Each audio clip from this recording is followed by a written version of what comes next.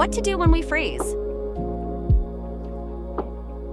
Many of us might experience feeling freeze, numb, or dissociated. Here's what we can do. Pause and acknowledge. Recognize that you're in a freeze, numb, or dissociated state without judgment. Ground yourself. Focus on your breath, feel your body's connection to the ground, or engage in a simple physical activity like tapping your fingers.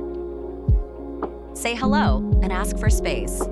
Gently ask the part responsible for the freeze or numbness to step back, allowing you to access your core self. Allow time for these parts to feel safe enough to relax their grip. Seek support. If it's difficult to navigate these feelings alone, consider contacting a therapist or using resources like IFS Guides app, where you can always check in with your parts. Join our workshop to explore how to navigate freeze, numb, and dissociated with IFS experientially. For more information, check ifsguide.com.